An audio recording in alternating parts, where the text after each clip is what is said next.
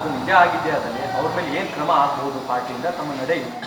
ಇದ್ರ ಬಗ್ಗೆ ನಮ್ಮ ಅಧ್ಯಕ್ಷರು ವಿಪಕ್ಷ ನಾಯಕರು ಚರ್ಚೆ ಮಾಡ್ತಾರೆ.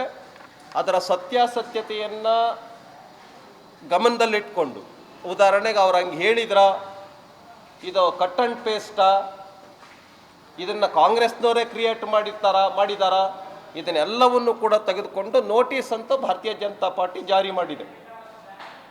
ಅದ್ರ ಬಗ್ಗೆ ನಮ್ಮ ರಾಜ್ಯ ನಾಯಕರು ಚರ್ಚೆ ಮಾಡಿಬಿಟ್ಟು ಏನು ಅಂತ ಕ್ರಮ ತೆಗೆದುಕೊಳ್ತಾರೆ. ನಾನು ಇವತ್ತು ಕೇಳ್ತಾ ಇರ್ತಕ್ಕಂಥದ್ದು, ಮುನಿರತ್ನಂ ಅವ್ರನ್ನ ಅರೆಸ್ಟ್ ಮಾಡಿದಿರ ಓಕೆ, ಆದರೆ ಅದೇ ಅಟ್ರಾಸಿಟಿ ಕೇಸ್ ಚೆನ್ನಾರೆಡ್ಡಿ ಮೇಲೂ ಆಗಿತ್ತಲ್ಲ ಒಂದು ತಿಂಗಳ ಮುಂಚೆ. ಒಬ್ಬ PSI ಆತ್ಮಹತ್ಯೆ ಮಾಡ್ಕೊಂಡಿದ್ದಾನಲ್ಲ,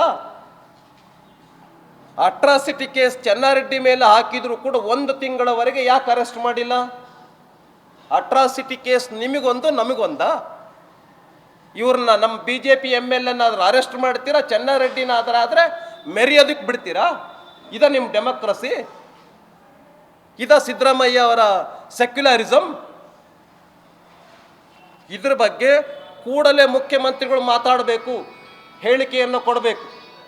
ಮತ್ತು ಇವತ್ತು ಸೆಕ್ಯೂರಿಟಿ ಲ್ಯಾಬ್ಸ್ ಏನಿದೆ, ಮುಖ್ಯಮಂತ್ರಿಗಳು ಕೂಡಲೇ ಗೃಹ ಇಲಾಖೆ ಸಂಬಂಧಪಟ್ಟಂತೆ ರಾಜ್ಯಪಾಲರನ್ನು ಒಳಗೊಂಡಂತೆ ವಿರೋಧ ಪಕ್ಷದವ್ರನ್ನ ಮಾತುಕತೆ ಕರಿಬೇಕು ಅಂತ ಈ ಸಂದರ್ಭದಲ್ಲಿ ಆಗ್ರಹ ಪಡಿಸ್ತೇವೆ.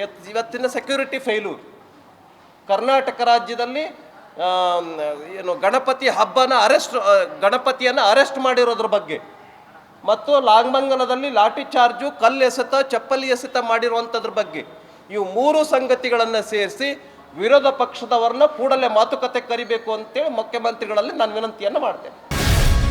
ಗ್ಯಾರಂಟಿ ನ್ಯೂಸ್, ಸುದ್ದಿ ಖಚಿತ, ನ್ಯಾಯ ನಿಶ್ಚಿತ.